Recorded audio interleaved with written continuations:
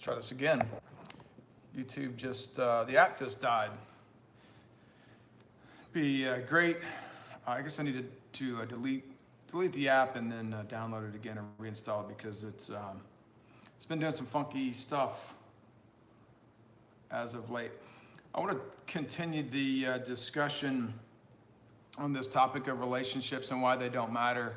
Already this morning, I've seen that video that we had last night.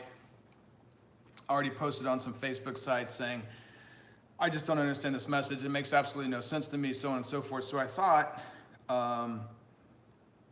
it warranted some, just maybe continue conversation briefly about it, because some people just seem to, I guess, be missing the point. And that could be in part because I'm doing a poor job of communicating it. So let's talk about it briefly. So there's a bazillion articles out there, but let's just go to one that we all can probably agree on from the Harvard Business Review. And it says this, companies who build relationships are significantly more profitable, period. This comes from Harvard Business Review. Nothing else matters, right? We can end the video, end the live stream now. Nothing else matters. Harvard Business Review compiled a study, did the research, and found that companies who build relationships are significantly more profitable. In parentheticals, in parentheses, it says, and sustainably profitable, meaning they're profitable for a longer period of time. That's sort of what the article says. Let me kind of read to you exactly what it says. Companies who build authentic, honest, open, collaborative relationships with consumers are significantly more profitable and sustainably profitable than companies who treat consumers deceptively, antagonistically, and manipulatively. Okay?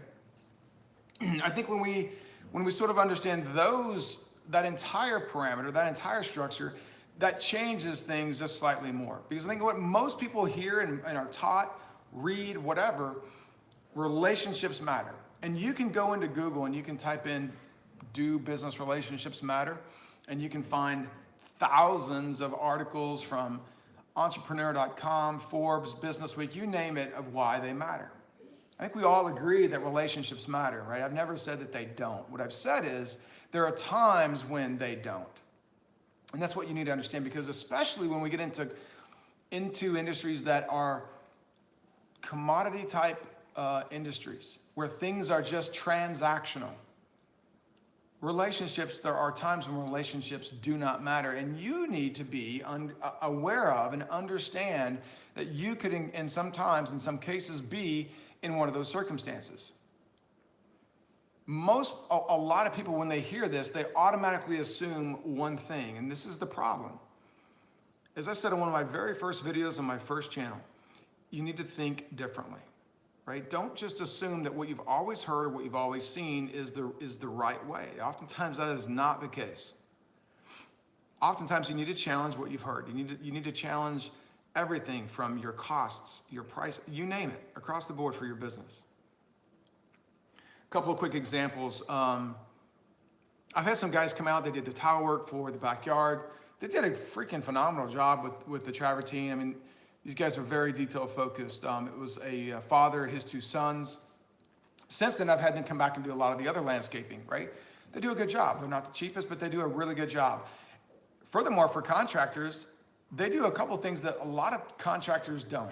They show up when they say they're going to show up. They do exactly what they say they're going to do. Oftentimes, they even get it done a little faster, but the quality is really high. I'm willing to pay for that.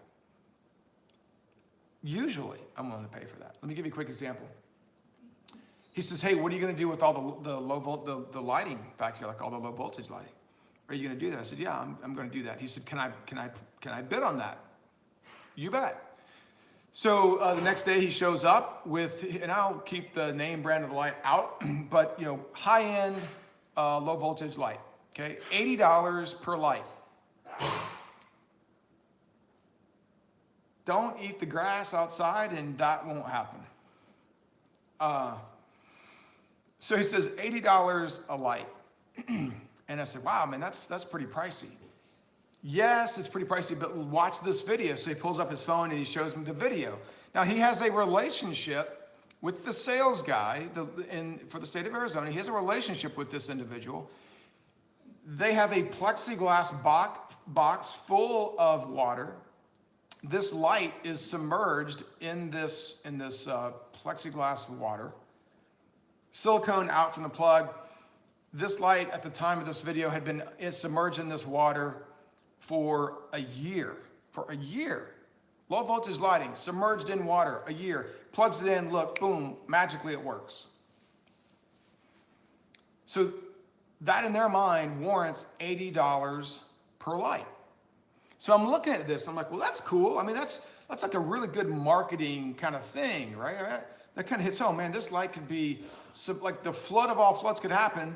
My house could be thrown, could be like wiped away off the planet, but my lights will still work, right? My lights will still work a year later. I guess that's a good thing. But here's the problem, hang on. I go to Home Depot. Not the best brand, not nearly the quality as the $80 light. There's 4 of these lights. For 4 of them, oh, by the way, the other light, the $80 light, gets a 6-year warranty. 6 years, anything bad happens, take it in.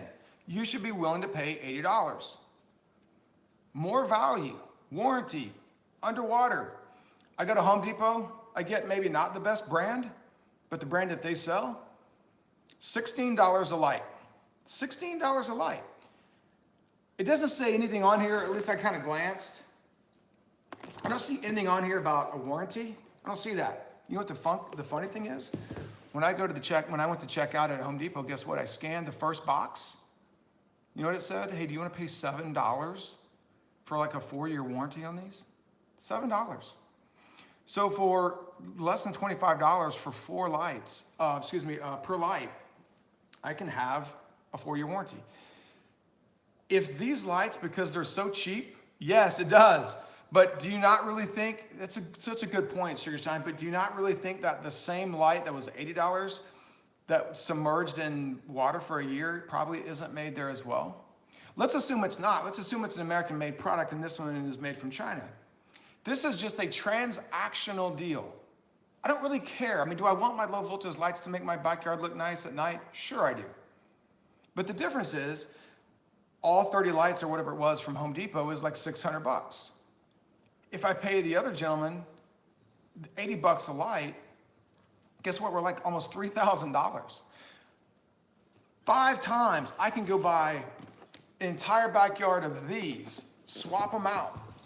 5 times, all 30 lights, and just break even. That's the difference, right? It's just transactional. There's no emotional connection to me to Hampton Bay low voltage LED lighting. None whatsoever. Just like there was no emotional connection to me, right? For the $80 light.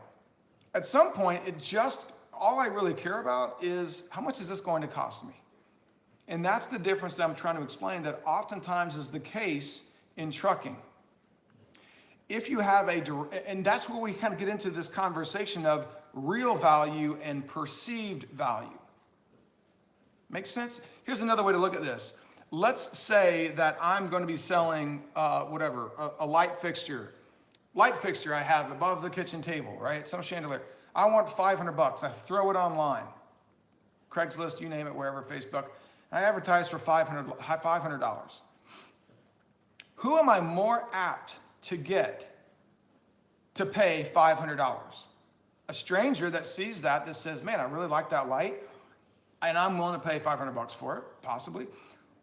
Or your brother-in-law or your sister-in-law that says, oh my gosh, I love that light. I've always loved that light above your kitchen table.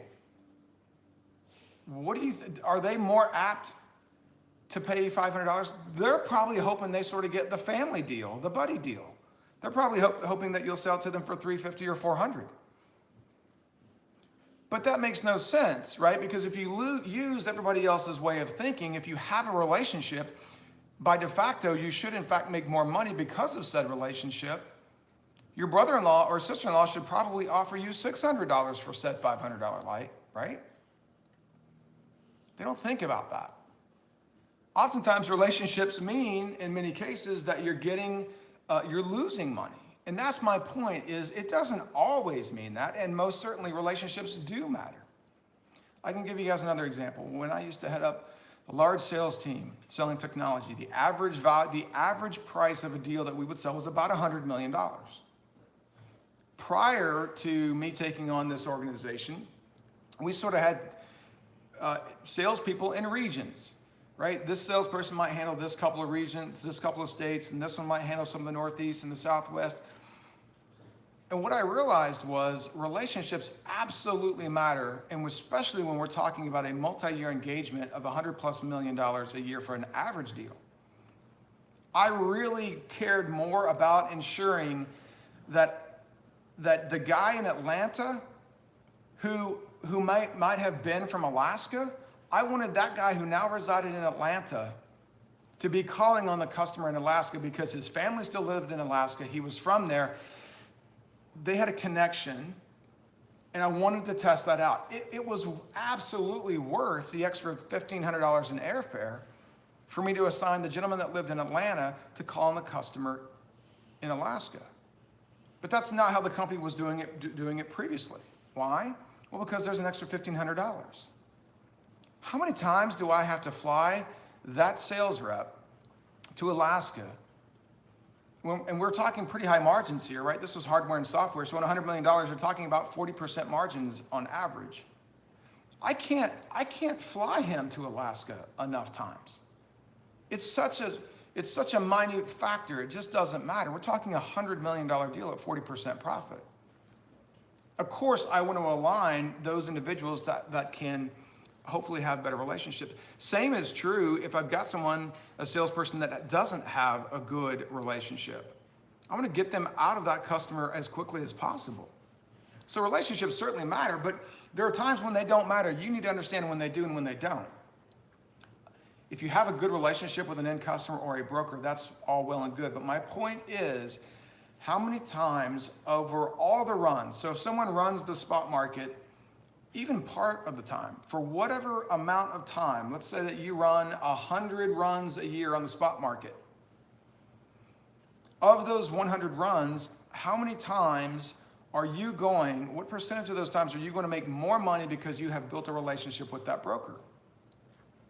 And I think it is all very dependent on the transaction and which side the scale is tipped relative to supply and demand. If the supply is tipped in favor of the driver, as it is currently, then I think you're far more apt to get that to make additional money.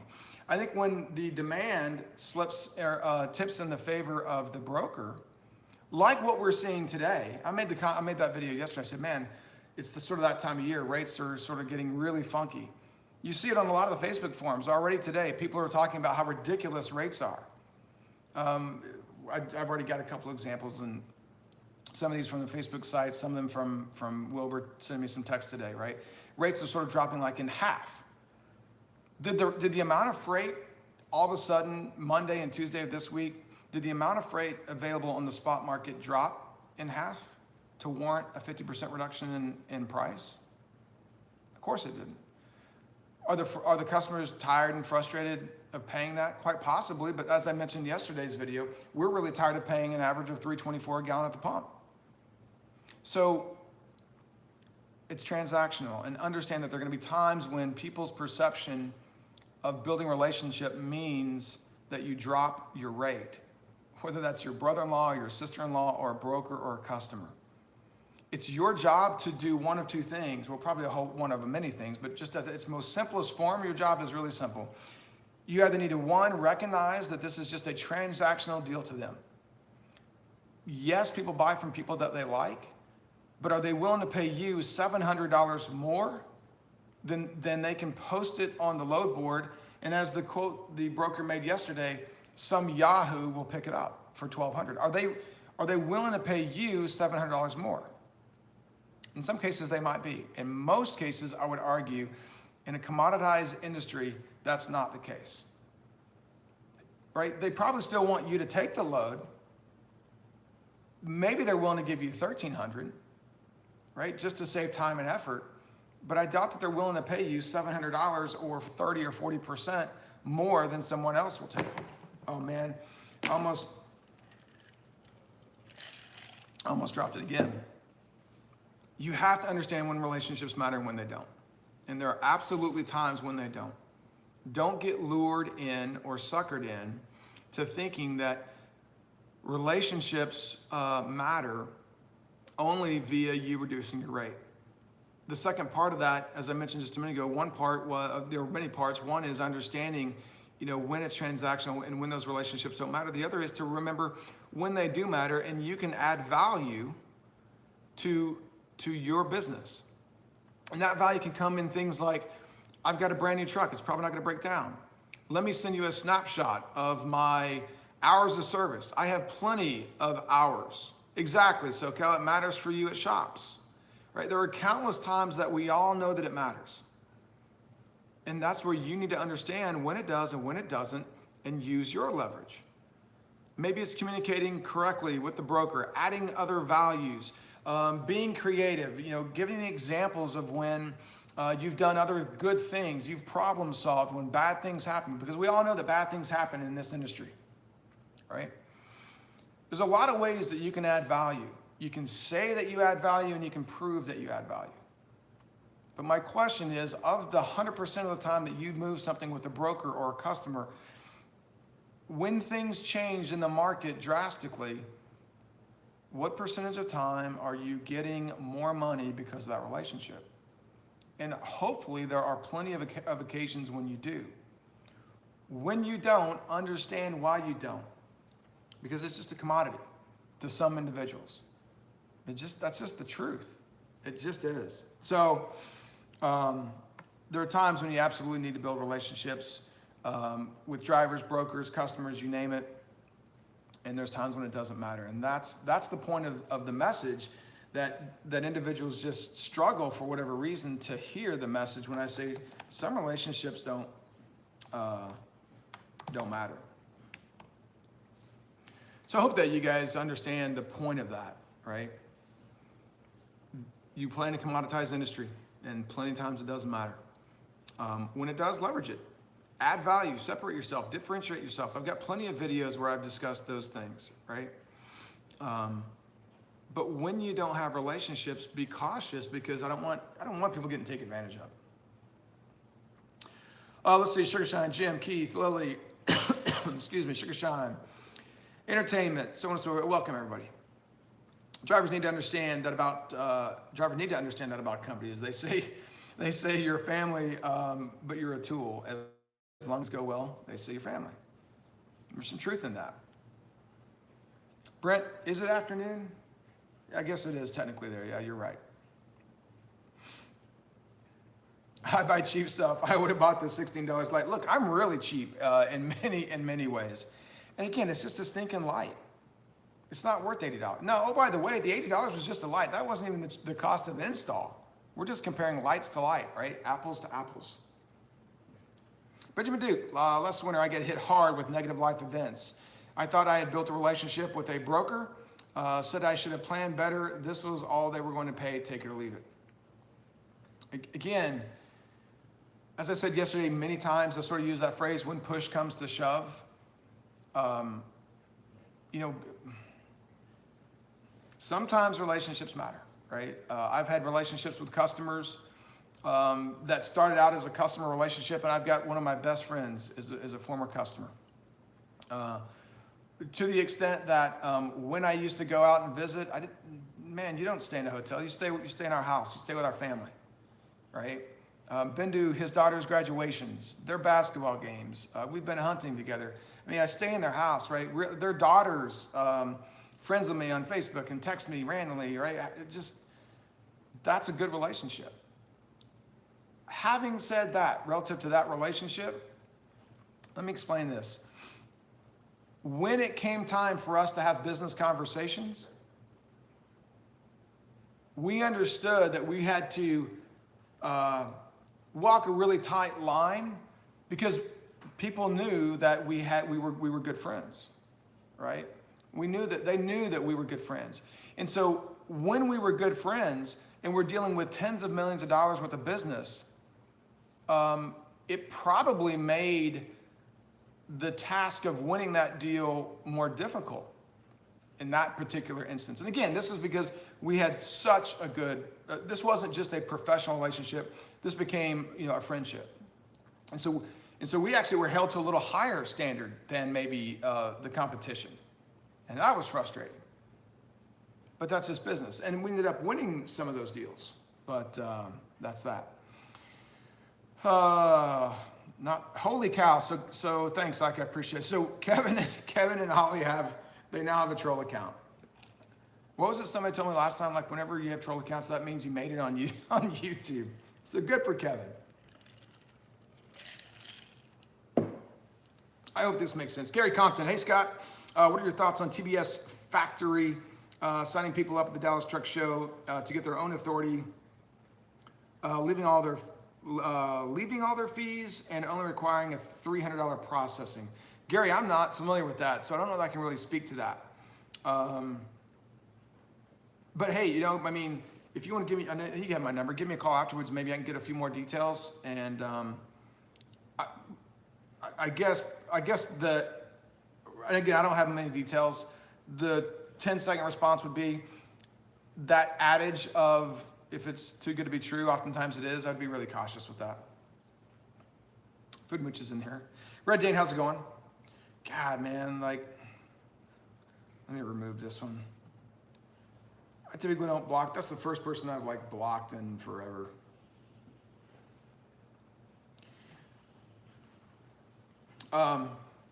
So again, guys, right? Relationships, they do matter, but there are times when they don't, and it's your job as a business person to understand when they don't, so that again, whether it's 50% of the time or 90-10 that relationships matter for you, there's still 10% of the time that it doesn't matter. Whenever you can reduce and protect yourself on the percentage of times that it doesn't matter, that's money that you're saving that you're putting in your pocket. Okay, because I can tell you right now, we've been in this business long enough to know that there are plenty of companies that flat out don't freaking care about you. All they care, it's transactional to them. Do you have 53-foot dry van? Do you have 53-foot reefer? Check yes, check no. If you do, great. Here, here's what we're willing to pay. Right now, hopefully you're that individual that's saying, look, I'm willing to do that work for whatever, right? $3 a mile, $2 a mile, whatever your price is, you're telling them what your price is. But when they come back and say, look, I'm not willing to pay $3 a mile, today, our customers are sick and tired of it. We're paying $1.50, which, by the way, was the rate this morning we saw on our load was well below that. So, that's where you have to try to say, look, here's my value, right? And so here's how this conversation goes. Last week or 2 weeks ago, this same exact run was paying $3 a mile. Today it's paying $1.50. Has supply and demand changed that much? No, not at all. Not at all. Now, do we understand that it's July and August and that sort of time happens? Yes, we all understand that. If you don't know what I'm talking about, this is the time when customers really put leverage on the brokers to reduce. Oh, cool. Thanks, Gary. I just saw your text. I'll take a read it. I'll take a glance at that. And so customers are trying to put a lot of pressure on the brokers right now because this is the time of the year when they sorry about that. Quick phone call.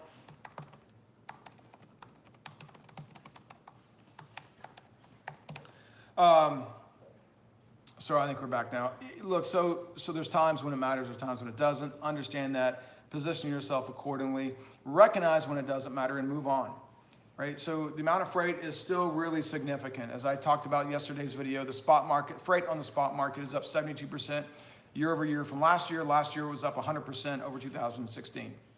So supply and demand is still very much in the favor of the drivers.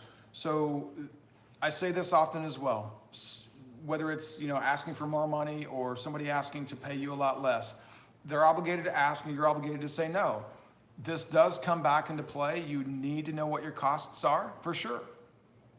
Yep, that's exactly right. SoCal, know what your worth is, right? Absolutely. Doesn't mean you can't end up in a bad spot in a bad lane, right? That's on you for not doing the research and making the right choice when choosing a run to take. But know your worth, know what your costs are, and then do the research on what the environment looks like where you're at. If you're in Montana or Salt Lake, or you're in some place where it's really bad, you might have to take $1.75 or $1.50. If you're in Florida, $1.26, right? Whatever it is. If you don't want to take that and you want a deadhead, that's up to you. That's the cost of doing business. So all those things sort of play a really key role into all the pieces of the puzzle. This gentleman, he said, I would love to see you debate Kevin Rutherford and why relationships don't matter, and he's got a bunch of brokers on the show or whatever. I'd be more than happy to have that conversation, because I will flat out contend. I just don't know if they have balls enough to tell the truth. Probably, hopefully, some of them do. And they would say, absolutely, there are plenty of times we could flat out care. We don't care who is calling us. We don't care. Quite frankly, I'm sure that there are plenty of times, like right now, that they probably don't want the people that they have good relationships to call, right? Because they're trying to swing the market the other way. They don't want to have the person that they typically pay really good rates to. They probably want someone that they don't know, that they can pay a lot less. Again, back to that analogy of your brother-in-law, your sister-in-law wanting to buy the light. So, anyways, I hope that plays or explains a little bit more as to why I say sometimes relationships don't matter, right? I hope it matters. And again, just to kind of recap the comments from the Harvard Business Review, companies who can build authentic, honest, open, collaborative relationships with consumers are significantly more profitable and sustainably more profitable than those who treat companies deceptively, antagonistically, or manipulatively. Those last three words, deceptively, antagonistically, and manipulatively, I see a lot of that in our industry. Right, I do. And I think we all would agree with that. Your job is to do, more of what was in the first part of that, which is authentic, honest, open, and understand when you haul a couple of loads for a broker, guys, that's not a relationship. That's an introduction, right? That's an acquaintance. A relationship takes time. It's something that you foster. And relationships are built best when bad things happen, giving you or them or collectively the opportunity to overcome some bad thing and turn a negative into a positive. I've talked a lot about that. Anytime some negative thing happens, that is an opportunity for you or a business owner to turn that negative into a positive. Okay? I think oftentimes what we see in this space when bad things happen, we see deception, we see manipulation, we see a whole lot of things. Right? We don't see a lot of the honest and open and that sort of stuff. I'll tell you, we try very, very hard. I think we execute really well. Not just that we try, I think we execute incredibly well on being incredibly honest and doing all those things that I believe that we should be doing right to be good partners in the industry. And a lot of people find value in that. Right up until their customers say, I'm not going to pay $1,900, I'll pay $1,200. And then all of a sudden, that value, that relationship isn't there. So that's it. Let's wrap it up. This one's almost 30 minutes. This is a good time to kill it. It's Tuesday. Hopefully, actually, I'll go for just a couple more minutes. Let me try to address a few questions. Let's see. Benjamin Duke, valuable lesson, learn the same lesson. Broker gave me a line. I asked, remember when I simply asked for 10 cents a mile more on the rate than you offered? He said, yeah. He said, I did. And my rate, this is my rate, take it or leave it. Outcast, oh wait, man, why do I have this feeling that new and coach are going back and forth in the subject?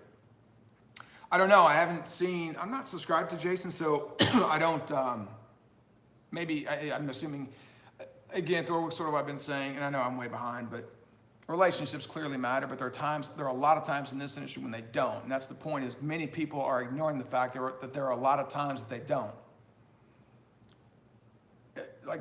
It doesn't make you some superior business person to admit that there are a lot of times that it doesn't, right? So I think you're a better business person when you recognize that there are many times that these are just transactional business deals. Relationships don't matter at all, right? So Oh, let's see.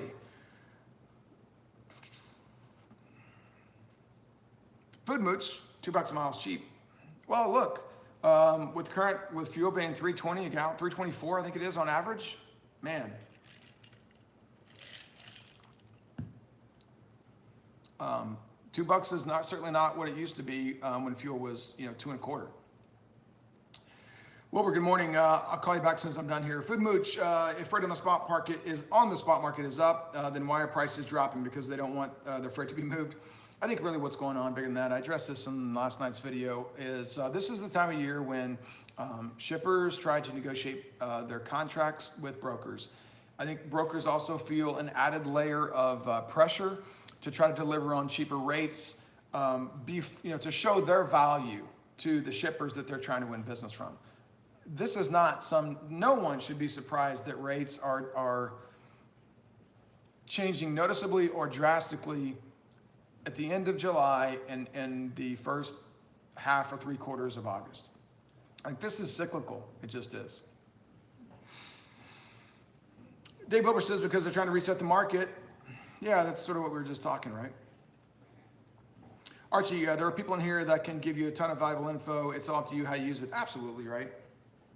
And as I say, Archie, my channel, other people's channel, vet everything you hear, but also hear the message. I think a lot of the other individuals, they're not hearing the total message, right? Either that or they don't have the experience or aren't willing to understand that there are plenty of times that relationships flat out don't matter. Yeah, Dave Wilbur, that's a great line. And his line, for those not watching or just listening, he says, information is only valuable if you turn it into profit. Otherwise, it's just talk. Very well said. Brent, have a good one. Take care. You're right, Red Dane. Brokers are like salesmen because they are, right? They're trying to sell and close the deal on every load. It's exactly what they are. Oh, by the way, so are you, right? You're a salesperson as well. You're trying to close a deal at the best rate in improving or adding the most amount of profit that you can to your bottom line. So it's two salespeople trying to close a deal. Thor says, I must say, Scott, that I'm glad I don't have any of these issues. I can agree with that, Thor. There's a lot of times, man, just doing what you love, what you're passionate about is, there's a lot of value in that. Not having to worry about that mess, right? Just let me go do what I want to do. I think there's a lot of value. I mentioned this yesterday, Thor, I think it was yesterday. I've seen a lot of topics where individuals are talking about getting their own authority and things. And what's interesting is the first time I've really seen these types of conversations over the past couple of years. And these conversations sort of go like this. I had my own authority, and it was far more taxing. Maybe taxing is the wrong word, but it's far more challenging to run the business. And so they feel like taking instead of just running the business themselves, they go and they sign up with a lease op. It's going to take care of a lot of those things that frustrate them, whether that's finding loads or IFTA, back office stuff, paperwork, that kind of stuff. Dave Wilbur says, new words today. So this is what happened to Dave. Is that what you're saying? If you can take this,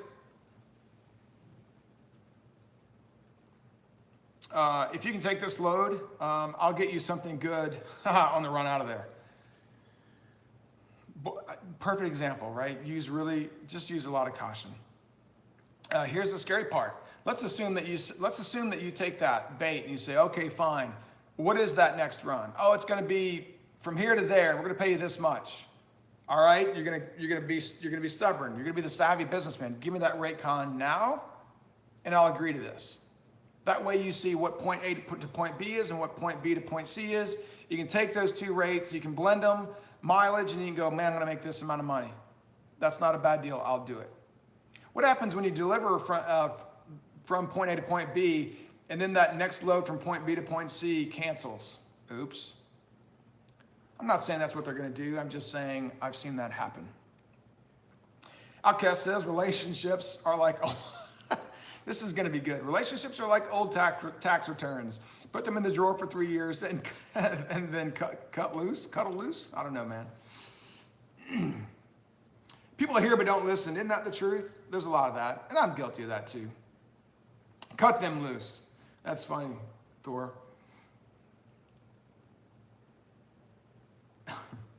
So, hey man, that's it. Like, look, again, quick synopsis on this 30-some-odd minute video. Relationships matter until they don't.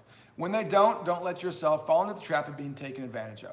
Understand that there are many business deals in life, and especially in our industry of transportation, that are simply transactional. And quite frankly, they're not at all interested. There is no value in that relationship. All right, there's just none. Those exist. Understand when those don't exist, and use that knowledge to your advantage. Whether that means you accept or decline that load, just understand that it's real and that it exists. On the flip side, when you're trying to build relationships, understand that the difference between a true relationship or an introduction or an acquaintance, right? Understand what it takes. It takes time, it takes authenticity, it takes honesty, it takes a whole lot of things to build a strong relationship. And lastly, again, remember that when those negative things happen, it provides you an opportunity.